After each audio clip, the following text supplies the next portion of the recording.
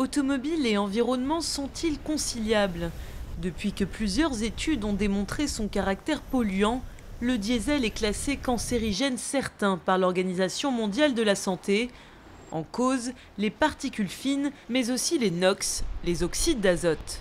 C'est un gaz qui n'est pas normal, donc le respirer en grande quantité et encore plus l'ozone qui est produit par ces NOx, eh bien, a des conséquences irritantes. Des gens sont allergiques à l'ozone.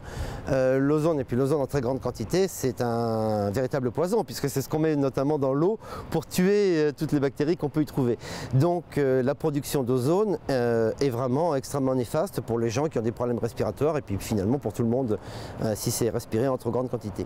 Le trafic routier est le principal émetteur de NOx. Soumis à des contraintes qui se renforcent au fil du temps, les constructeurs se préparent à l'arrivée en 2014 de la norme Euro 6 qui fixe la limite d'émission de NOx à 80 mg par kilomètre. C'est dans ce contexte que PSA Peugeot a présenté son système de dépollution HDI, censé éliminer jusqu'à 90% des oxydes d'azote rejetés par les moteurs. C'est une ligne d'échappement qui va équiper l'ensemble de nos moteurs à partir de la fin de cette année et progressivement sur le remplacement des moteurs, qui traite l'ensemble des polluants, à savoir les hydrocarbures, le monoxyde de carbone, les particules, puisqu'on a toujours un filtre à particules, et les oxydes d'azote pour ramener les émissions du diesel au niveau du moteur essence, et qui à côté de ça a un deuxième avantage, c'est qu'il réduit la consommation du moteur diesel de l'ordre de 2 à 4%. Ici on a la sortie des gaz d'échappement du moteur. On rentre dans ce qu'on appelle un catalyseur d'oxydation qui va traiter le monoxyde de carbone, CO et le carburant qui a mal brûlé pour le transformer en CO2 et en eau. Ensuite le gaz d'échappement continue dans cette ligne pour entrer dans le pain SCR, dans le catalyseur SCR qui réduit les oxydes d'azote et traite les oxydes d'azote, et ensuite dans le filtre à particules. Alors on voit mieux. En attendant, tout le parc automobile ne bénéficie pas de ces innovations et une grande partie des véhicules en circulation reste fortement polluants. Autre problème, le NEDC, ce cycle d'homologation européen qui permet aux constructeurs de mesurer les niveaux de pollution.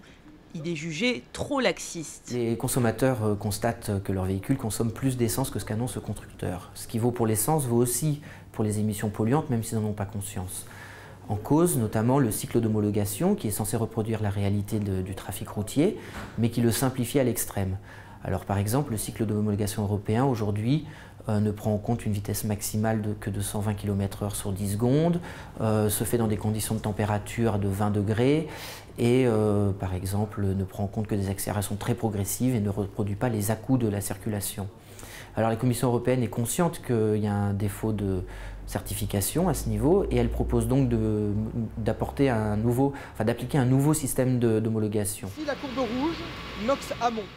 Pour estimer l'impact de ces systèmes de dépollution sur la qualité de l'air, il faudra donc attendre l'entrée en vigueur en 2017 du cycle d'homologation WLTP, une méthode de mesure harmonisée et mondiale établie par les Nations Unies et jugée plus réaliste.